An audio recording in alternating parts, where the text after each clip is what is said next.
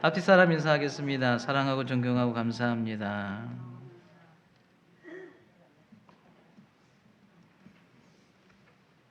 정부의 그 코로나 방역 단계가 지금 계속 올라가고 있습니다. 꼭 필요한 그런 경우가 아니면 우리 성도들이 협조한다 그런 생각하시고, 여러분 어떤 분들은 코로나에 걸리면 큰일 난 거 하는 큰일 난 줄 그렇게 생각하시는데 다 나섭니다. 다 나서요.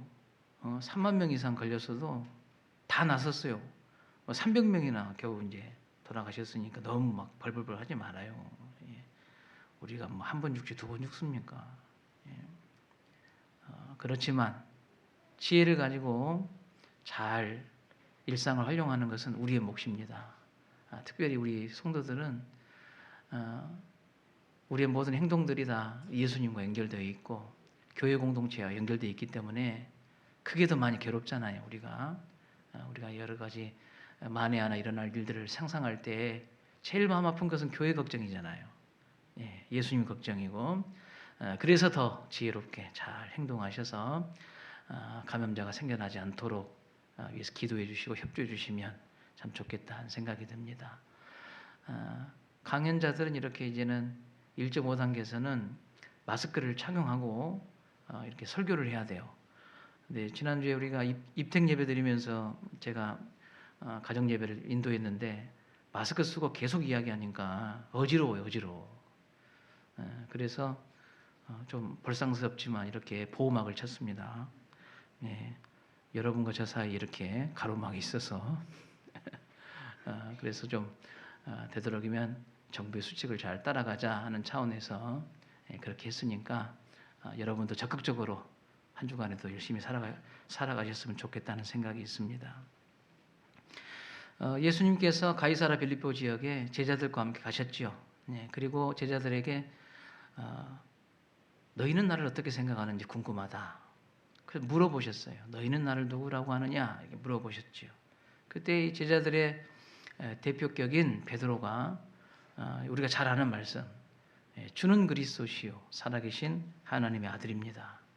그렇게 아주 기가 막힌 그런 고백을 했잖아요. 마태복음 16장 16절이 그 베드로의 고백입니다. 함께 읽겠습니다. 시몬 베드로가 대답하여 이르되 주는 그리스도시요 살아계신 하나님의 아들이시니이다. 아멘. 크게는 두 가지로 고백을 합니다. 한 가지는 예수는 그리스도다. 그리스도라는 말은 뜻을 풀이하면 건져내다 구원하신다. 우리를 사망에서 생명으로, 저주에서 축복으로 건져내신다. 고통에서 우리를 기쁨으로 건져내신다. 구원자다. 건져낸다. 그런 뜻이 이제 구원자. 예수님은 나의 구원자이십니다. 그런 고백이고요. 또 한 가지 살아계신 하나님의 아들입니다. 이런 고백은 당신은 하나님입니다. 당신은 하나님이십니다. 하는 이 고백을 했단 말이에요.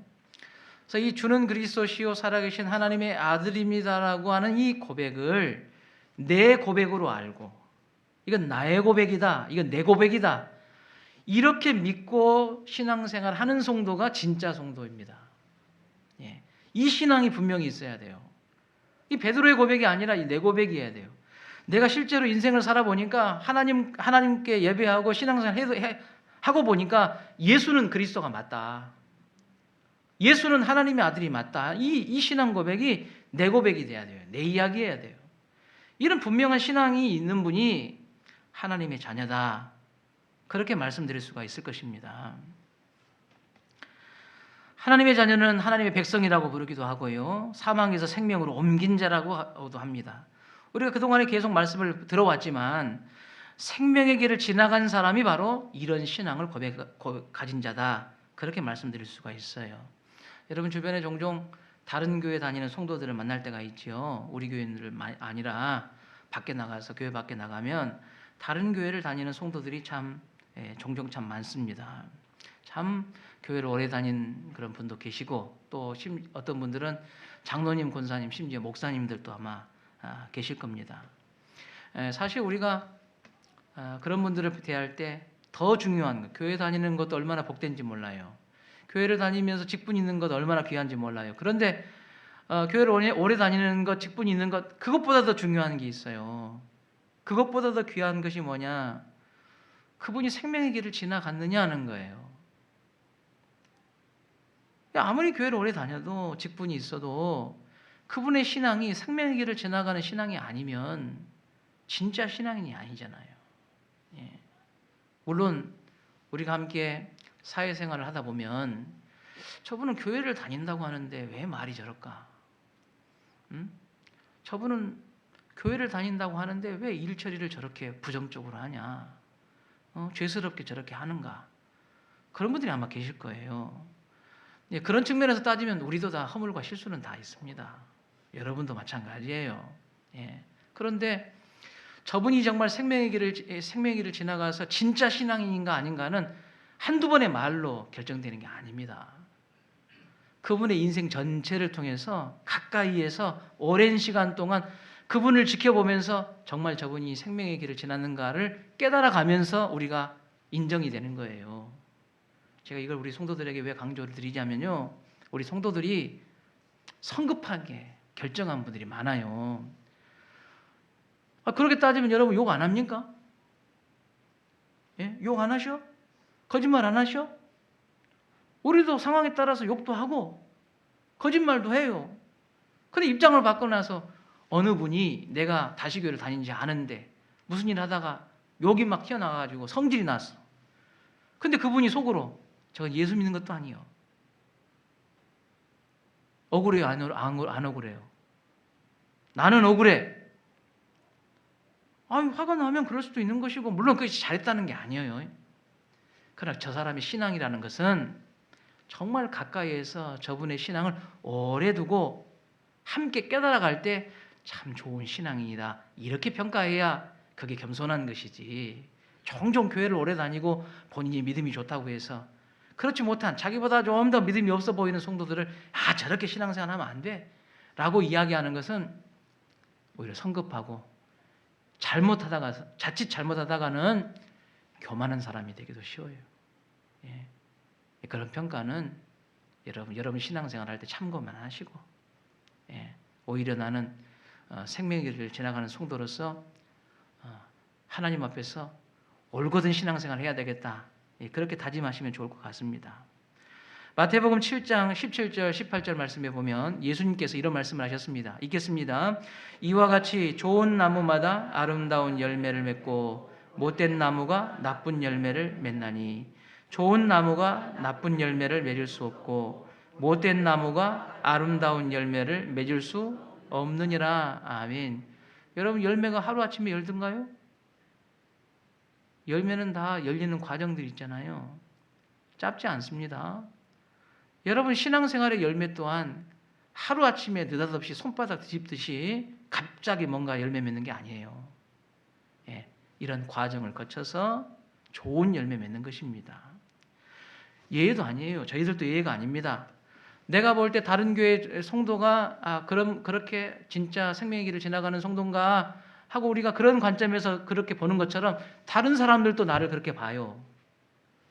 나도 그러니까 내가 생명의 길을 지나가는 성도라고 한다면 우리의 생활 속에서 생명의 길을 지나간 자의 아름다운 열매를 맺어가야 진짜 성도다 그 말이죠. 이건 피해갈 수 없어요. 다른 사람 이야기가 아니라 내 이야기예요. 내 이야기. 저는 한 2달 동안 이 생명의 길을 지나가셨습니까? 이 주제를 가지고 제가 2달 넘게 계속 설교를 했던 것 같아요.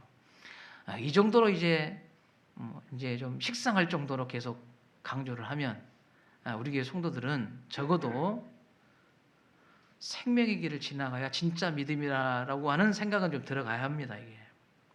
예. 교회를 다니는 게 중요한 게 아니라 믿음이 있어야 진짜라고요. 그게 중요한다고요.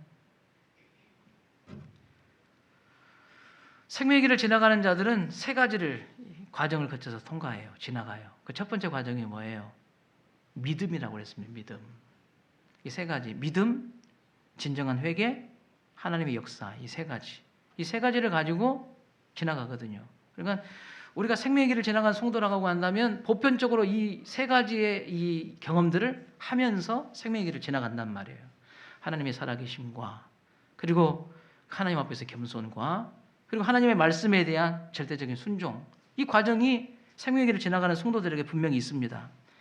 내 자신의 존재가 죄인이라는 것, 그리고 우리는 뒤돌아본 삶을 통해서 많은 실수와 허물을 가지고 하나님 앞에 살아가고 있다는 것, 그리고 가장 큰 죄는 우리가 되돌아보잖아요. 내가 죄인인지를 깨닫지 못했을 때는 회개도 안 합니다. 그런데 내가 죄인이라는 것을 깨닫는 성도가 회개합니다. 본인이 죄인이라는 것을 인정하는 성도가 회개도 되지, 본인이 죄인이 아니라고 생각하는 사람은 아무리 하라고 해도 회개가 안 되는 거예요. 근데 우리가 지난날을 뒤돌아보니까 어떤 회개가 있느냐 하면, 우리는 많은 죄를 짓기도 하지만 숨만 쉬어도 아무것도 하지 않아도 우리의 마음속에 죄된 것으로 가득한 죄인이라는 거예요, 이게. 근데 이와 같은 상태가 하나님 앞에서는 결코 용납될 수 없는 상태고 심판받을 수밖에 없는 상태라는 것을 우리가 알잖아요.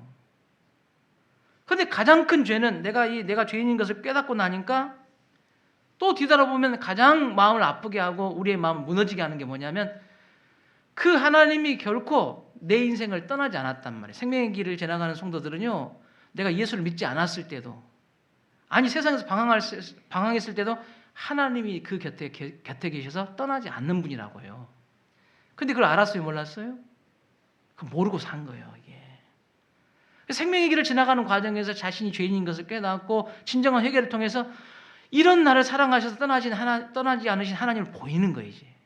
그러니 제일 마음 아픈 것은 뭐냐면, 그런 하나님의 사랑을 내가 깨닫지를 못했구나. 거기에서 오는 회개도 얼마나 우리의 마음을 뜨겁게 하는지 몰라요. 우리가 믿음이 들어가고 회개의 역사를 경험하는 것도 다 하나님의 역사입니다. 하나님께서 우리를 택하시고 그렇게 가도록 우리 길을 인도하시는 거예요. 그래서 우리 마음속에 생명의 길을 지나는 이 과정들을 마음속에 각인시키시거든요. 잊어버리지 않도록 각인시키셔요. 이 과정을 통해서 우리는 생명의 길을 지나가죠. 그럼 생명의 길을 지나가는 성도에게 주시는 증표 두 가지가 있습니다. 증표 두 가지 뭐예요? 예, 말씀과 구약성경을 우리 출애굽기를 보니까 율법과 성막이라는 걸 주셨잖아요. 율법은 뭘 말해요? 하나님의 말씀인 성경을 말하는 것이고, 성막은요, 예배를 말합니다. 예배. 그래서 구원받은 성도는 이 하나님의 말씀과 이 예배가 얼마나 내 구원받은 성도의 증거란 말이에요, 이게. 생명의 길을 통과하는 성도들은 우리의 일상을 지배하는 감정이 있어요. 그 감정은 두 가지는 뭐예요? 기쁨과 평안이에요. 두 가지. 기쁨과 평안이라는 이런 감정들이 우리 성도의 일상생활을 이렇게 지배해 나가는 그런 복이 있습니다. 어떤 성도가 저한테 이렇게 자기의 신앙을 이야기하신 분들이 계셨어요. 그분이 어떻게 신앙생활을 하게 됐냐면, 자기가 인생에서 되게 어려울 때 지인으로부터 교회를 다니십시오. 하나님을 믿어야 당신은 될 것 같습니다. 그래서 전도를 받았다 합니다. 그래서 교회를 나오게 됐는데 참 어렵고 힘들 때예요. 근데 그렇게 해서 교회를 나와야 되겠다고 마음을 먹고 교회 문을 열고 들어오는 순간에 자신의 마음속에 어떤 마음이 드느냐면 그렇게 평안하더랍니다. 내 집에 온 것 같고 고향에 온 것 같고 아버지 품 같고 그런 이제 마음이 들었답니다. 그래서 속으로 교회 다니는 사람들이 이 맛에 교회를 다니는가 보다. 그렇게 생각을 하고는 그때부터 시작해서 교회를 꾸준히 빠지지 않고 나왔대요. 자, 여러분, 생명의 길을 지나가는 성도를 지배하는 감정이 기쁨과 평안이라고 한다면, 이 교회 문을 열고 처음 나온 이 성도의 마음속에 지금 평안이 맺고, 이 평안은 사실은 생명의 길을 지나간 자들에게 주시는 감정이거든요. 그러면 이 사람이 첫날부터 지금 생명의 길을 지나갔습니까? 그럴 수 있습니다. 하나님은 못하실 것이 없어요. 그 순간에 내가 아무리 방탕하게 살았다 할지라도 하나님 은혜 주시면 1초에도 아니 1시간 안에도 얼마든지 가능합니다. 그러나 이 성도의 신앙이 진짜 생명의 길을 지나가는 성도라는 확증이 되는 것은 그의 감정이 아니라 그의 삶이에요. 삶. 그분의 삶이 자신이 생명의 길을 지나갔다고 하는 것을 증명하는 증거가 돼야 된다는 거예요. 그래서 생명의 길을 지나가는 성도들은 생명의 길을 지나간 자의 삶으로 자기 자신을 증명해내야 된다 하는 것입니다. 우리는 생명의 길을 지나가는 과정에서 삶의 목표와 의미가 새롭게 된 사람이 바로 성도입니다. 과거에는 이 땅에서 기쁨과 평안이 우리의 인생의 목표였을지도 몰라요. 그렇지만 생명의 길을 지나가는 성도는 기쁨과 평안은 기본적으로 우리에게 따라오는 것이고요. 그것 위에 우리는 새로운 목적과 새로운 가치를 우리 인생에 부여하고 살아가게 되는 것입니다. 특별히 오늘 골로새서 3장 12절과 12절 이하의 말씀을 보면 사도 바울이 골로새 교회를 향해서 너희는 생명의 길을 지나간 성도다 하는 표현들이 몇 가지가 나와요. 자, 골로새서 3장 12절 14절 말씀을 우리가 읽어보도록 하겠습니다. 그러므로 너희는 하나님이 택하사 거룩하고 사랑받는 자처럼 긍휼과 자비와 겸손과 온유와 오래 참음을 옷 입고 누가 누구에게 불만이 있거든 서로 용납하여 피차 용서하되 주께서 너희를 용서하신 것 같이 너희도 그리하고 이 모든 것 위에 사랑을 더하라. 이는 온전하게 매는 띠니라. 여러분 말씀 보시면요. 이 말씀 중에 이런 표현이 나옵니다. 하나님이 택하사 거룩하고 사랑받는 자. 누굽니까 이 사람이? 구원받은 성도를 말합니다. 요즘 우리가 주제로 말한다면 생명의 길을 지나간 성도를 향해서 너는 하나님의 택한 자요 거룩하고 사랑받는 자다.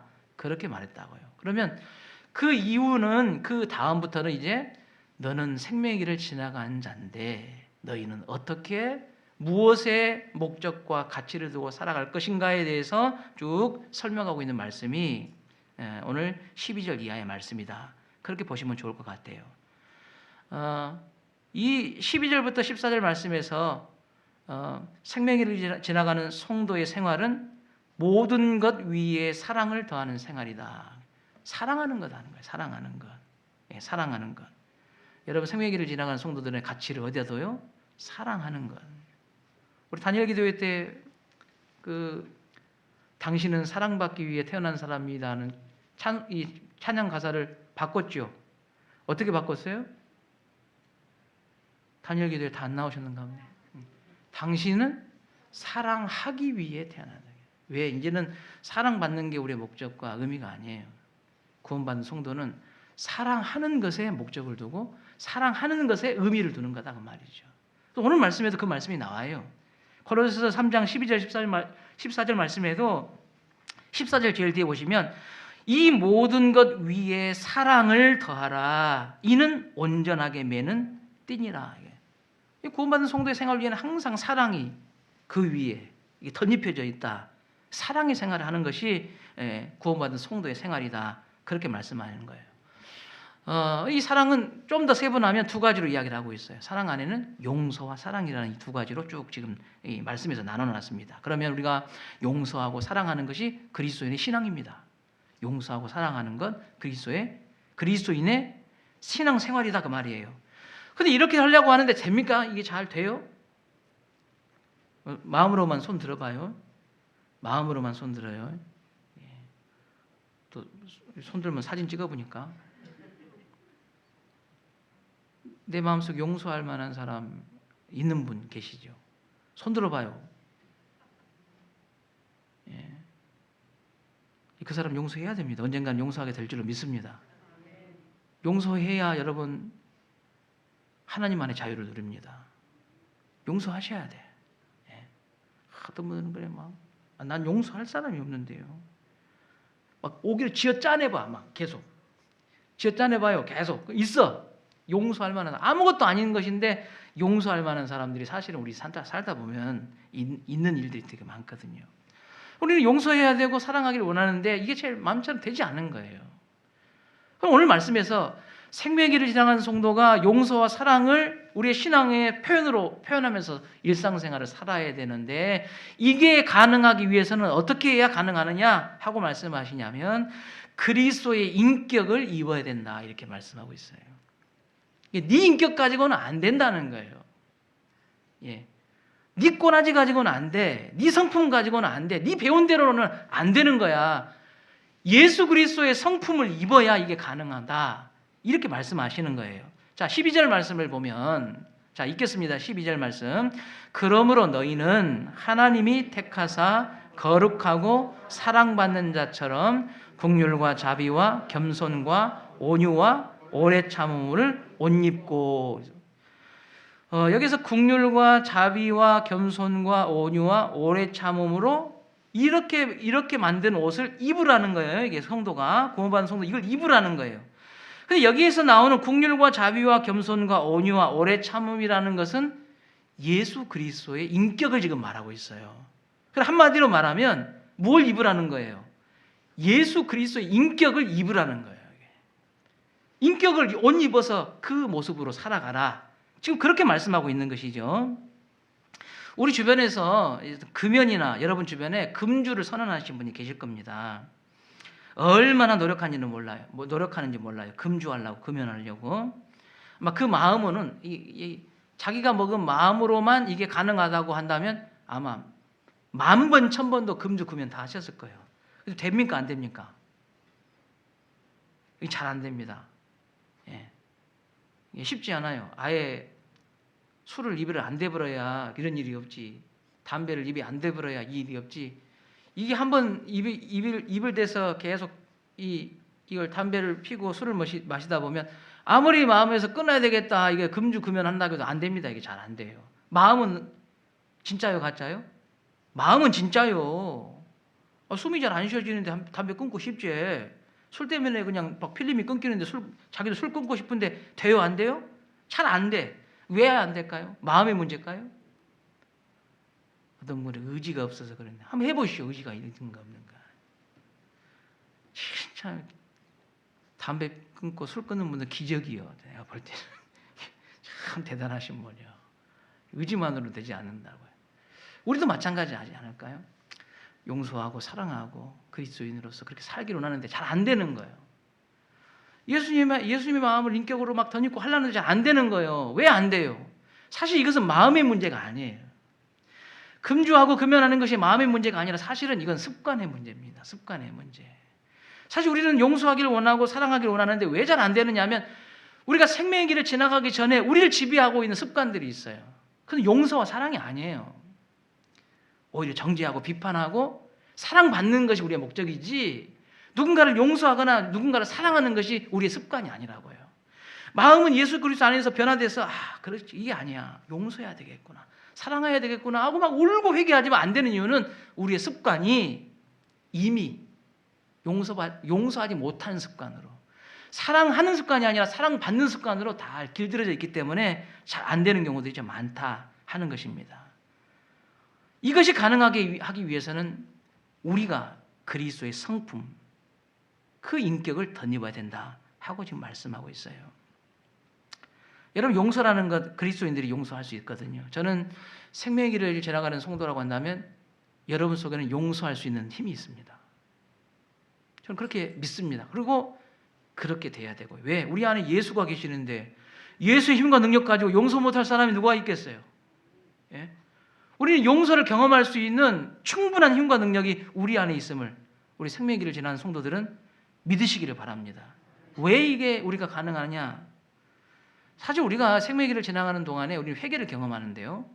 이 회개를 경험하는 과정에서 그 전에는 깨닫지 못했는데 내가 얼마나 하나님 앞에 추하고 더러운 존재인가를 이제 보게 되는 거예요. 근데 하나님 앞에서 가만히 이 나의 추한 모습을 가만 보니까 용서받을 수 있어요, 없어요? 이 용서가 안 되는 사람이에요. 심판일 수밖에 없는 사람이에요. 그런데 이런 내 울고 있고 가슴을 치고 있는 이런 나를 하나님께서 뭘 해줬어요? 용서를 해줘버린 거예요, 이게. 그래서 생명의 길을 지나가는 성도는 용서받지 못할 나의 죄를 하나님께로부터 용서를 받은 사람입니다. 그래서 이 생명의 길을 지나간 성도들의 이 생활 속에는, 이 심령 속에는 무엇이 있느냐? 누군가에게 용서받지 못할 것을 용서받았다는 것이 이미 우리 마음속에 들어있어요, 이게. 고기도 먹어본 사람이 잘 먹는다고. 용서받아본 사람이 용서도 하는 거예요. 그것도 세상에서 용서받을 수 없는 일을 용서받았다고 한다면 내 앞에서 저건 용서 못하겠냐 그 말이야. 저건 용서 못하겠냐. 이미 우리는 용서받을 수 없는 것을 용서받은 사람인데 저 사람 나한테 좀 실수하고 좀 내 마음에 거슬린 저 사람, 그리고 내 마음과 잘 안 맞는 것 같이 느껴지는 저 사람, 그건 뭐 얼마나 대단하다고. 나는 그보다 더 용서받을 수 없는 것을 용서받았는데 말이에요. 그래서 생명의 길을 지나가는 성도들의 이 심령 속에는 용서받은 경험과 용서할 수 있는 능력을 우리가 가졌다는 거예요. 예방주사 아시죠? 예방주사 맞으면 어떻게 해요? 그 속에 그 균을 이길 수 있는 힘을 갖고 있잖아요. 생명의 길을 지나가는 과정에서 우리는 예방주사를 맞은 거예요. 용서라는 예방주사를 맞았다니까요. 우리 안에 누군가를 충분히 용서할 수 있는 힘이 우리 속에 역사하고 있어요. 여러분, 두 번째로는 이 사랑입니다. 적극적인 삶의 태도를 사랑이라고 이야기하는데 마찬가지예요. 생명의 길을 지나가는 과정에서 우리는 하나님의 사랑을 맛보는 자가 됩니다. 사실은 내가 죽어야 마땅해요. 그런데 예수님께서 차라리 내가 죽어서 네가 살 수 있다면 나는 너를 위해서 죽노라고 하는 아주 헌신적인, 결코 대가를 바라거나 조건을 제시하지 않는 무한하신 사랑을 우리에게 보여주셨어요. 여러분, 이 사랑이라는 성도들이 우리 다시교회 성도들이 이렇게 실천하셨으면 좋겠어요. 성경에는요, 사랑이 실천하는 여러 가지 방법 중에 한 가지는, 구체적인 방법 중에 한 가지는 구제입니다. 구제라는 것은 어떤 사람이 환난을 당하거나 어려움을 챙겼을 때 그들을 돕는다는 거예요. 예. 그럼 여러분이 이게 우리가 구원받은 성도로서 우리는 하나님께 엄청난 사랑을 지금 받고 지금 여기까지 왔잖아요. 그런 의미에서 내가 알고 있는 내 생활 안에서 누군가가 도움이 필요한 상황이 발생했을 때 구원받은 성도는 외면하지 마십시오. 외면하지 마세요. 여러분, 그걸 외면하면 우리의 신앙이 각박해져요. 무덤덤해집니다. 생명력을 잃어버려요. 누군가를 도와야 될 상황, 물질적인 것, 시간적이면 시간적인 것, 여러분 감정적인 것이면 감정적인 것을 누군가가 도움을 받아야 될 사람이 있다고 한다면 외면하지 마시라고 말이에요. 여러분이 한 번에 해결할 수도 있겠지만 내가 할 수 있는 일이 너무나 작다고 느낄 수도 있어요. 그렇지만 그 작은 것이라도 외면하지 말고 여러분 함께 참여하세요. 우리 단열 기도회 우리 21일 동안 해왔잖아요. 근데 매일매일 사랑 연금 시간이 있었어요. 그렇죠? 아이고, 세상에 왜 이렇게 병도 많냐 이거요. 아니, 예수 믿는 사람만 병 걸린 게 아니라 병원 가봐요. 전대병원, 조대병원 가보라고요. 그 조그마한 애들, 그 조대병원 아이들 입원하는 병실 가봐요. 우리 아이들은 아프지도 않고 큰 것 같던데 거기 가면요, 얼마나 많은 애들이 아픈지 몰라요. 머리를 빡빡 깎고 다녀요. 온 힘줄에 그냥 링거를 막 꽂고 다녀요. 아이들이 뭐 눈물이 날 정도로 안타까운 아이들이 너무 많은데 실제로 우리 주변에는 도움이 필요한 사람이 너무 많아요. 자기 힘으로 일어날 수 없는 사람 되게 많거든요. 여러분 속으로 저런 사람을 돕는 것은 여유 있는 사람이나 한다. 그건 예수 믿는 사람의 마음이 아니에요. 1초라도 좋아요. 아니, 100원이라도 좋아요. 여러분 손을 펴세요. 구제하세요. 체면 따지지 말아요. 어떤 분은 아이고 별것도 아닌데, 아무것도 아닌 게 부끄러워서. 주님 뭐 액수 봅니까? 우리 중심을 보시잖아요.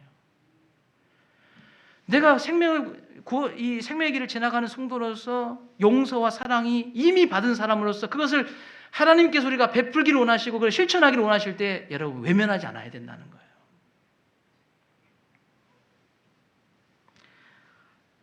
여러분, 두 번째로 우리가 이 생명의 길을 지나가는 성도들의 생활 중에 오늘 말씀 15절 말씀을 보면 평강이 마음을 다스리게 하는 생활이다 하는 이제 말씀이 나옵니다. 자, 15절 읽겠습니다. 그리스도의 평강이 너희 마음을 주장하게 하라. 너희는 평강을 위하여 한 몸으로 부르심을 받았나니 너희는 또한 감사하는 자가 되라. 아멘. 이 말씀이 있어요. 15절 보니까 그리스도의 평강이 너희 마음을 주장하게 하라.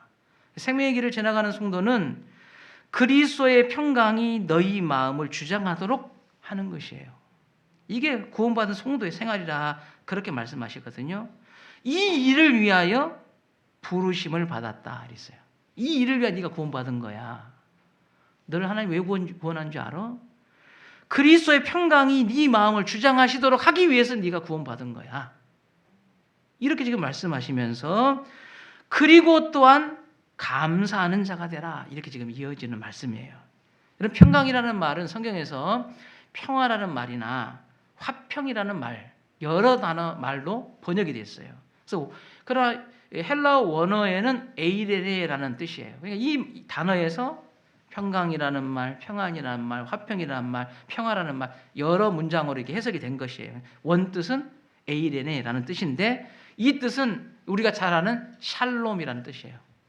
이 샬롬이라는 평안은 어떤 외적인 기준을 가지고 우리에게 찾아오는 평안이 아니에요. 그러니까 막 곳간에 막 쌀이 가득하고 뭐 건강하고 그다음에 막 일이 마음 먹은 대로 뭐 잘 되고 뭐 내가 마음에 계획하는 것이 막 술술술 잘 풀려 나가고 거기에서 오는 평안이 아니에요.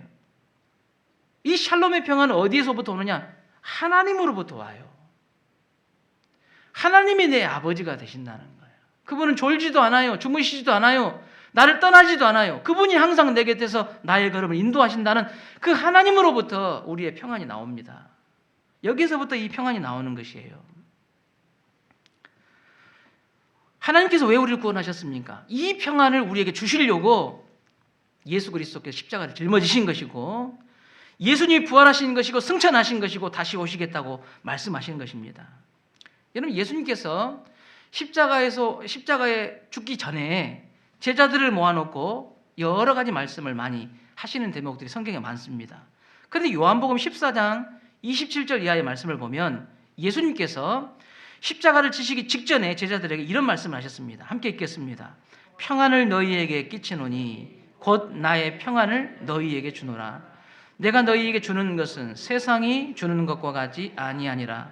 너희는 마음에 근심하지도 말고 두려워하지도 말라. 아멘. 여러분 이제 예수님께서 이 말씀하시고 난 다음에 십자가를 지시고 죽으시고 부활하시고 승천하셔야 돼요. 그럼 사랑하는 제자들에게 이제 마지막처럼 그들에게 줄 수 있는 것이 있다면 뭘 줘야 되겠습니까? 세상에서. 우리 제자들에게 세상에서 그들이 이 세상을 이기고 살려면 뭘 줘야 되겠어요? 우리가 인간 세상적으로 따지면 권세를 줘야 돼. 제자들한테 권세를 줘야 돼. 돈을 줘야 돼. 돈이나 권세나 무슨 뭐 지혜나 이런 걸 줘야 돼요. 근데 예수님은 그들에게 필요한 돈이나 지혜나 권세를 주신 것이 아니에요.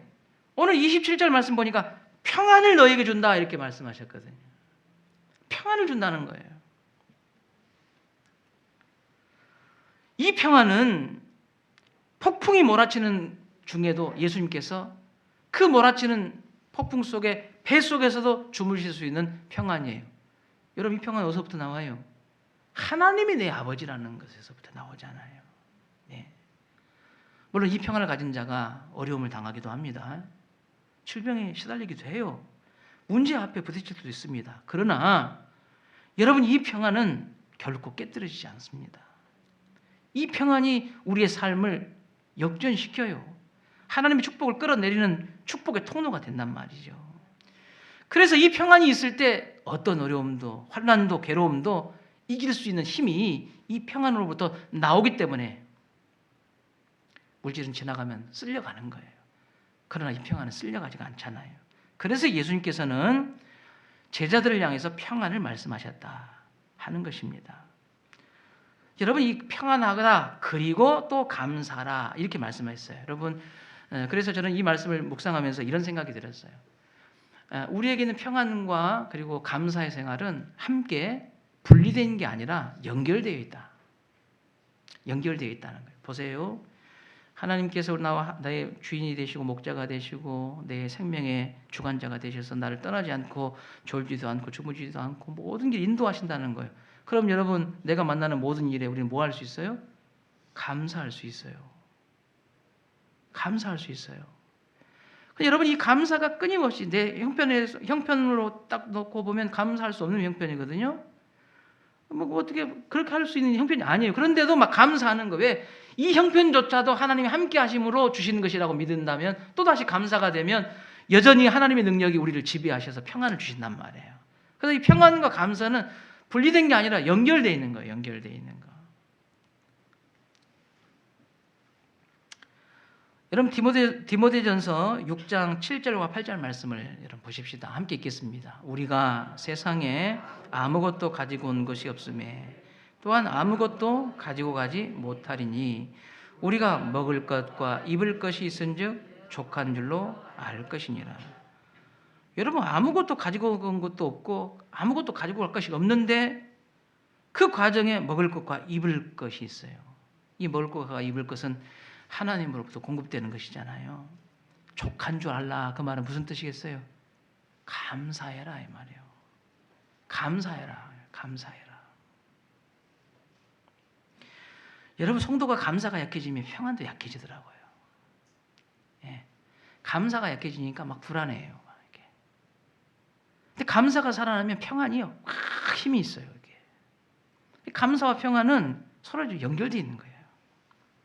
감사가 무너지면 평안도 무너지더라고요. 감사가 살아나면 평안도 살아나더라고요. 저는 우리 성도들이 이 감사의 생활을 끊임없이 이렇게 잘 훈련받았으면 좋겠어요. 근데 뭐 여러분들에게도 제가 가끔 소개하지만, 저는 이제 올해 그 결혼한 지가 23년 됐어요. 네.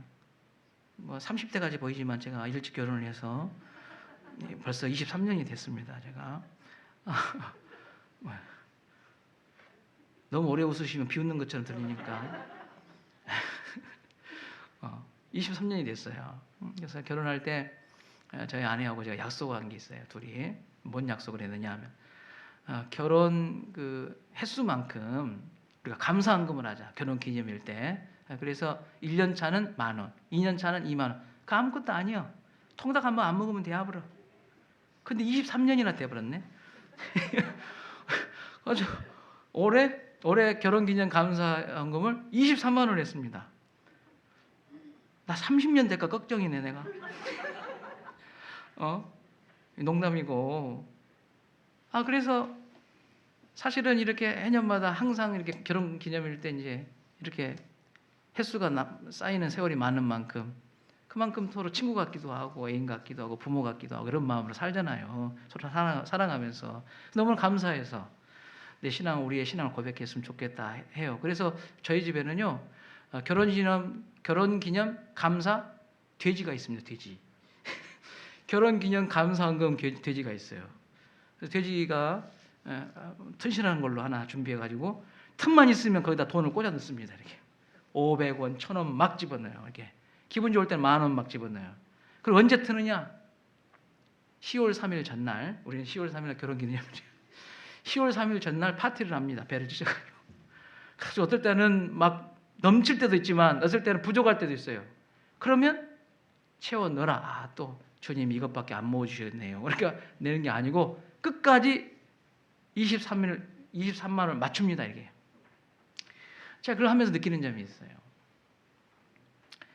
사실은 이 부부를 연결해 주는 것도 하나님의 은혜인데 우리가 결혼 생활 유지해서 쭉 살다 보면 얼마나 고울 때가 많이 있습니까? 다 피차가 불편한 점도 많잖아요. 그런데 해년마다 그 일을 기념하고 하나님 앞에 감사한다는 것은 그 감사 속에 여전히 가정 가운데 역사하실 하나님을 기대하게 하기도 해요. 감사가 넘치면 평안도 유지가 된단 말이죠. 예. 어떤 목사님 그러시더라고요. 우리 지난주에 우리 추수감사주를 지냈어요. 근데 우리가 1년을 놓고 하나님께서 보여주시는 은혜에 대해서 깊게 생각해 봅시다 하고 제가 여러분의 도전을 드렸는데 그 목사님은 교회에서 이렇게 성도들이 가르친대요. 1년에 1,000원씩 감사해라 이렇게 가르친대요. 하루에 1,000원씩 감사해라 이렇게. 사실 하루에 1,000원씩 모으면 얼마요? 계산 안 하시려는 거예요. 곤란하니까 안 하시는 거예요. 지금 얼마요? 36만 5천 원이? 일부러 안 하셨구나. 36만 5천 원이요. 이게 36만 5천 원을 한꺼번에 내려면요 가슴이 그냥 벌렁벌렁합니다. 근데 하루에 1,000원 해봐. 하루에 1,000원. 그게 하나님과 동행하는 거라고요. 그냥 주일에 한 번 와가지고 하나님 저 왔습니다. 안녕히 계세요. 끝나고 난 다음에 주님 복 주시고 함께해 주실 줄 믿습니다 하고 문 열고 나가가지고 꼭 예수 안 믿는 사람은 똑같이 살아버려. 무슨 능력이요 그것이? 무슨 능력? 하루하루 하나님 오늘도 내 생명을 연장시키시고 내 공급자는 하나님이십니다는 고백으로 10,000원도 아니요 100,000원도 100,000원도 아니요 1,000원이요. 그걸 하나님 앞에 정립하면서 내 삶의 주인은 당신입니다. 이렇게 성도를 훈련한다는 거예요. 참 저는 도전받았어요. 그래서 우리 안에 우리도 한번 해보면 좋겠다. 또 이렇게 믿음 있는 사람 받으시오. 하나님이 하여튼 믿음으로 받아보면 책임져 보니까 그런 거 걱정하지 마라. 예?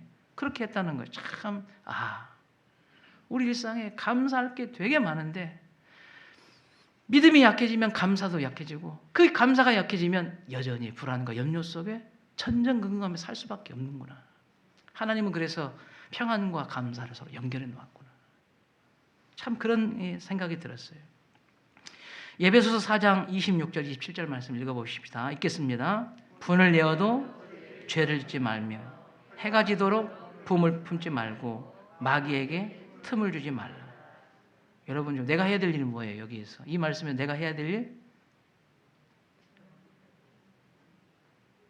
죄를 짓지 않는 거예요. 분을 내어도 죄를 짓지 않는 것은 누구 몫이요? 내 몫이요. 다른 사람이 해주는 게 아니에요. 여러분 화날 일 있어요? 없어요?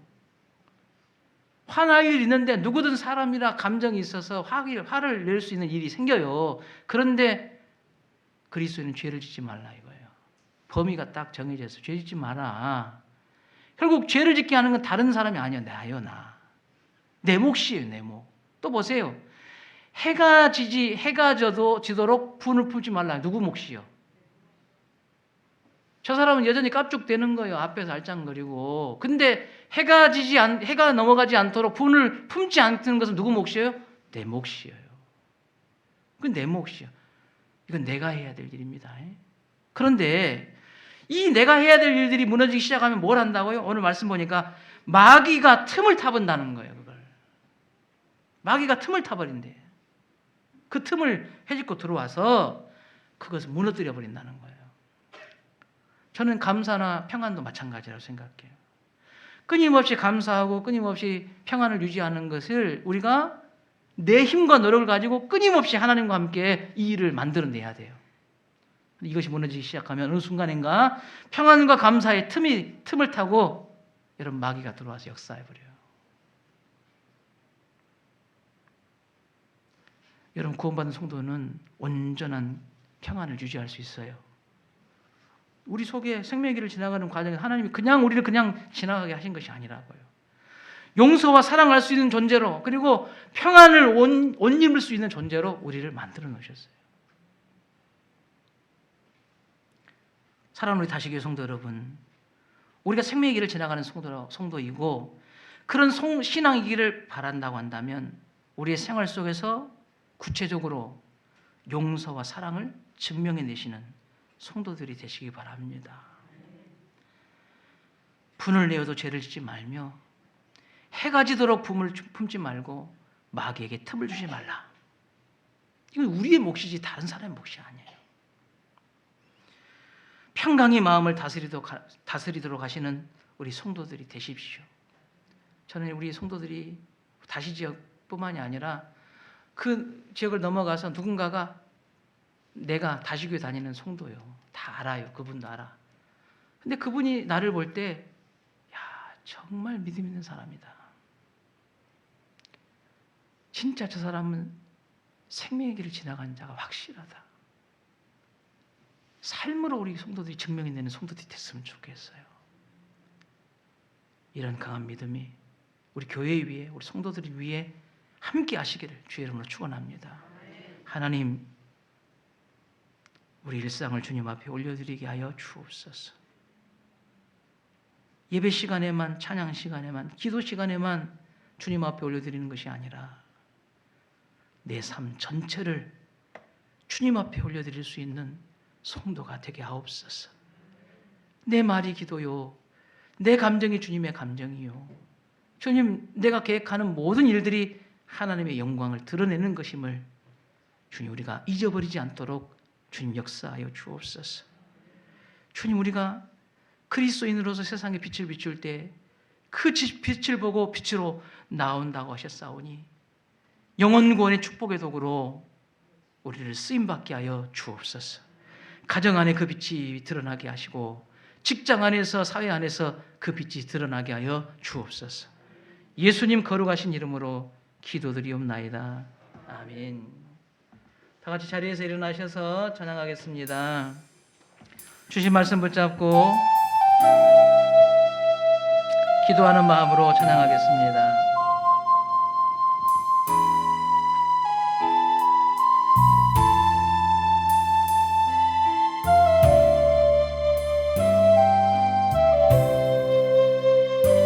능력 위에 능력으로 나를 향한 주 뜻 이루시고 능력 위에 능력으로 내 앞에 일을 주관하시